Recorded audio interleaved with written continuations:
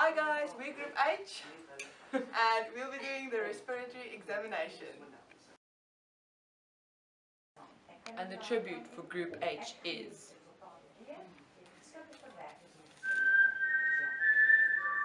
Franco Denkema.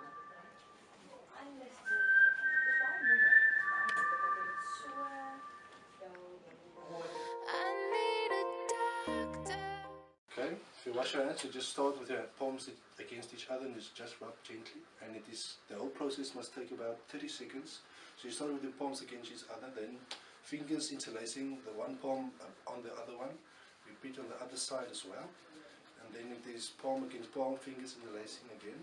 And then afterwards you move to the thumbs. You clean the thumbs. Do it for the left hand and for the right hand as well. And then afterwards you do the chest, not chest, but you clean the knuckles, clean the palm. You repeat it on the other side as well. And then after that you move to this thing, I don't know what you call it, but you clean the palm with your tip of your fingers, the other side as well. And after you've done that, you just wait for it to dry, and then don't let it flap like a bird. Okay, there's 5 moments, times. You wash your hands before you touch the patient, after you've touched the patient, or if you leave the area of the patient, after you leave the area of the patient, then you wash your hands with soap if it's visibly dirty your hands, or you've come into contact with any body fluids. And then the last one, you wash your hands if you do any clean procedures like inserting a catheter or drawing blood. Doctor, my eyes. Okay, before deceiving the patient, you need to ensure that the bed is at a 45-degree angle and that the lighting is good. The patient is going to be exposed from the waist up, and we are going to examine the patient anteriorly and posteriorly. Come inside. Good morning, my name is Samantha Venis and I'm a student at Stellenbosch University. Before we start, I'd like you to confirm your name and surname, please. My name is Franco Denkema and I am 19 years old. Okay, very well, you may have a seat. Okay, so I'm going to be doing the general examination. So would it be okay with you if I place my hands on you? Okay, may you please take a picture? So I'm first going to examine the eyes by placing both my thumbs on the lower lids of your eyes, okay? Okay, so can you please look up? So there is no signs of yellow discoloration in this sclerosis, so there's no jaundice. There is also no pallor in the conjunctiva, which is indicative of anemia. Okay, so now I'm just going to inspect the outside of your lips for any blue discoloration, which is your peripheral cyanosis. Okay, can you open up your mouth, please? On the top of the tongue, there's no blue discoloration. The sides of your tongue, okay. Can you just stick your tongue out, please? Okay. Can you lift your tongue to the palate of your mouth? So there's no blue discoloration in the mouth, there's no central cyanosis. Can you please lie down? Okay, so I'm just going to check the distal part of your tibia for any signs of edema. I'm going to place my 2 fingers for 5 seconds on your tibia. If my finger leaves an indentation that slowly refills, it's called pitting edema. If not, it's non-pitting edema. Okay, so there's no indentation, so this patient does not have edema. Can you please place your hands in front of you? Okay, so there is no signs of pallor on the nail bed, so there's no anemia. There's also no blue discoloration, so there's no cyanosis. So now I'm just going to inspect the fingers for any signs of clubbing, which is an increase in the soft tissue of the distal part of your fingers. Okay, right home. There's no loss of angle between the fingers. And I'm just going to rock the proximal part of the nail bed from side to side to see if there's an increase in the sponginess of the proximal part of the nail. Okay. So as you can see, there was no increase in the soft tissue of the fingers, there was no increase in the sponginess, and there was also no loss of angle between the fingers, so the patient does not have clubbing. The last test for clubbing is called the Shamrock test. Now please place your fingers like this. Okay. In a patient that does not have clubbing, there should be a beautiful diamond shape between the fingers. Okay, I will be assessing your lymph nodes today. It's okay if I touch you in your face and neck? Great. Okay, you have your pre-auricular lymph nodes, your post-auricular, then you have your occipital lymph nodes, your tonsillar, submandibular and your submental. Would you please turn your head to the left and then to the right, please? Great. You can look at me again. You have your anterior cervical chain lymph nodes, your posterior cervical chain lymph nodes, then your deep cervical chain lymph nodes, and your supraclavicular lymph nodes. Everything feels fine. Thank you. So I'm going to be doing the trachea examination. So is it okay if I touch your neck area? Okay, that's good. So firstly, on inspection, your trachea appears central and there seems to be no displacement from the midline. Okay, so now I'm going to ask you to look to your left hand side, please. And now I'm locating your right sternocleidomastoid muscle, and look to your right hand side, please. So I'm locating your left sternocleidomastoid muscle. Okay, thank you. Now I'm going to be palpating. So I'm going to use my index finger and my ring finger and place it on your clavicular head with my middle finger in your sternal notch. And I'm going to slide my middle finger slowly upward. So now I'm going to measure the distance between your trachea and your sternocleidomastoid muscles on either side. Okay? So there's one finger space, and that side is one finger space. Okay. So everything seems symmetrical with the trachea. The space on either side between the trachea and the sternocleidomastoid muscle is equal, and there's no visibility of your thyroid, so everything is good. Today I will be doing a respiratory inspection. I will first be checking for any signs of respiratory distress. There's no signs of breathlessness, cough or dyspnea. Would you please lay down? Okay. I will be looking at hair distribution and skin color. His respiratory rate is also in the normal range of 12 to 18 breaths per minute. The normal shape of an adult's chest is twice as wide as its depth. Okay. The spine is straight and there's also no signs of scars or lesions or masses on the back. Would you please lay back down? Doctor, my eyes have seen the years. I will be examining the symmetry of your breathing on your chest. Would you please lay down for me? Thank you. I will be examining you from behind you on your right side and at the feet. I will now be assessing your upper respiratory zone, and I will be looking down on your clavicles. Please take a deep breath with your mouth open. Great. Left and right both rise with equally. Okay, I am now examining your middle zone. Would you please take a deep breath with your mouth open? Great, it's symmetrical. I'm now standing at the foot of your bed and examining the lower zones of your chest. Please take a deep breath. Great. Your breathing is very symmetrical. I'm here to examine your chest expansion. Is it okay if I place my hands on your chest to perform this examination? First, I will be identifying the landmarks of your chest. So this is the upper zone, mid zone, and the lower zone, and the lateral zones of your chest. Then sternum with your zippy sternum. In order to examine your anterior chest expansion, I will be placing my hands on your chest wall with my fingers on the side and my thumbs almost touching the xiphoid process or middle line. Will you please take a deep breath for me through your mouth? My thumbs should move about 5 centimeters apart, and they do. If they did not move 5 centimeters apart symmetrically, that could indicate a lesion, but your breathing is normal. In order to examine your posterior chest expansion, I would like to ask you to sit up for me, please. Drop your legs off the side of the bed and hug yourself. I'll be placing my hands in a similar manner as I did in the front. Please take a deep breath for me through your mouth. And my thumbs move 5 centimeters apart again, as I feel for depth and symmetry of the breathing. Thank you. So I'm going to check your vocal frequencies and if you have any rib fractures. Now, as you are lying here, do you feel any pain whatsoever? No, fine. Are you fine? Okay. Would you mind if I place my hands on your body? Would that be fine? That's fine. Okay.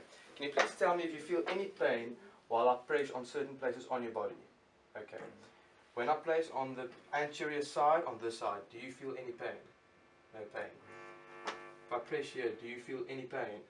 No pain. Okay. On the lateral side, no pain. Okay. This side, no pain. Okay, sir, can you please sit up straight facing that side? Okay, sir, now I'm going to check if you have fractured ribs on your posterior side. When I place my hand on your back, can you please indicate if you feel any pain? Okay. Do you feel any pain when I press here? Any pain when I press here? No pain. Okay, thank you very much. Can you please lie flat on the bed again? Thank you. Okay, so now I'm going to do the vocal fremiters. Is it fine if I touch on certain places on your chest? Okay. When I place my palms on your chest, can you please repeat the word 99? Okay. First we have to identify a few landmarks. We've got the upper zone, the middle zone, and the lower zone. Okay. Can you please repeat 99? 99. Okay. Thank you. 99. Okay. Thank you. 99. Okay. Now the lateral side. 99. Okay, thank you very much. Can you please sit up and face that way, sir? Now the posterior side, once more, we have the upper zone, the middle zone, and the lower zone. So can you please repeat 99 when I put my palms on your back? 99. Thank you. 99. Thank you. 99. And once more the lateral side. 99. Thank you very much, sir. Can you please lie down again? The patient's skin temperature is normal and there are no masses. There are no signs of respiratory distress. There are no tenderness during palpation. The chest expansion is symmetrical and normal, and there is no increase in vocal fremiters. The fremiters is also symmetrical and does not increase from top to bottom. Doctor, give me the news. I got We're starting in your supraclavicular fossa. Resonant.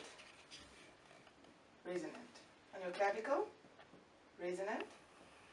Resonant. There's your sternal angle. I'll be moving down. Find your angle of Louis. On the second rib. Into the second intercostal space. Resonant. Resonant. I'll be doing it on the, or I am doing it on the mid-clavicular line. The third intercostal space. Resonant. Resonant. Resonant. Resonant. First intercostal space, dull because of the underlying heart. Resonant. Sixth intercostal space, dull because of the underlying liver. Resonant. I'll now be percussing across your anterior axillary line on the lateral side. Dull, hepatic dullness. Resonant. Resonant. Resonant. Thank you, sir. So I will be performing the posterior percussion. I will start in the supraclavicular fossa. Resonance. Resonance. Now, sir, could I please ask you to hug yourself? Then just bend your head forward so that I can identify C7. From C7, I can identify the second intercostal space, and I will be percussing 2 to 3 centimeters away from the spine. Resonant.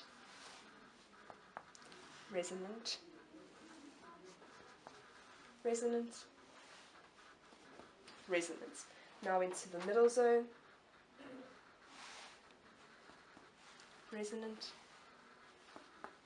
Resonant. Resonance. Resonant. The lower zone. Resonance. Resonance. Resonant. Resonance. And now the lateral zone.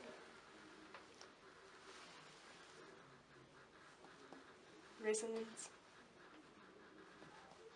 Resonance. Resonant. Resonance. Thank you, sir. You can lie down.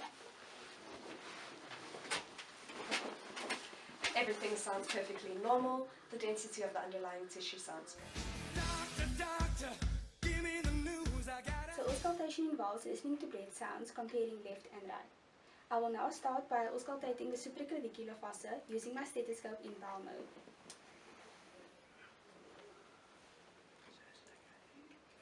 So, is it okay if I place my stethoscope and listen to your breath sounds? I need you to breathe in slowly and deeply through your mouth.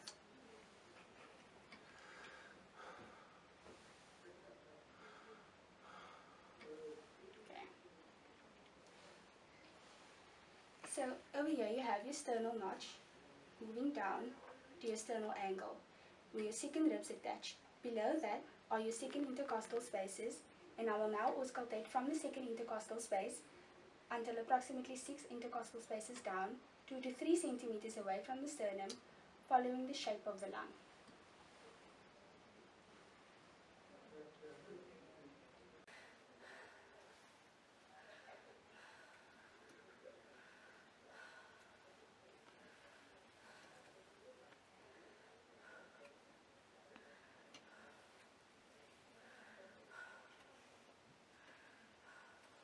Okay, so I'll now auscultate the lateral side of the axilla on the anterior axillary line and the mid axillary line.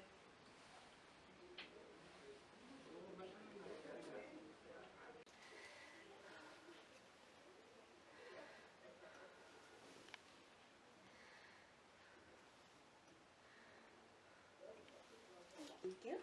Okay, you can now sit Other up side. so we can do the posterior aspect of the chest. We'll now be auscultating the posterior aspect of the back. So, would you please hug yourself? So over here, you have your scapula and you have your spine. I will now auscultate approximately 9 intercostal spaces down.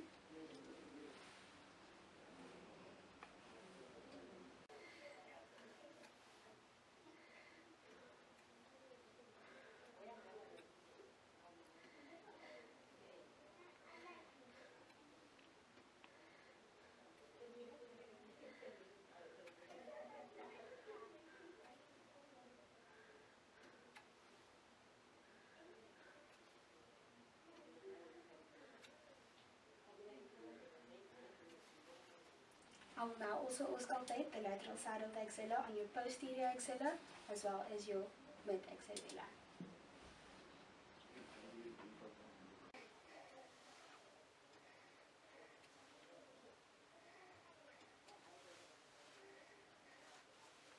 Thank you. So your breathing sounds are classified as vesicular and bronchial. Vesicular sounds are low-pitched and louder and longer on inspiration than on expiration, with no gaps in between inspiratory and expiratory sounds, and they are usually heard over the lateral aspects of the chest. Your bronchial sounds are hollow, blowing quality sounds, and with inspiration and expiration at the same length. His normal findings are found that it was symmetrical and vesicular. Thank you.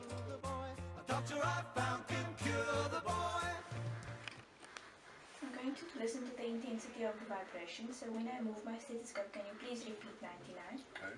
Thank you.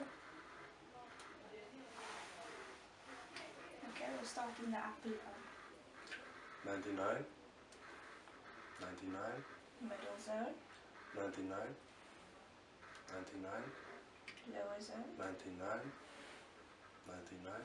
Thank you. Can you please sit up facing that way? Starting in the upper zone again, please repeat 99.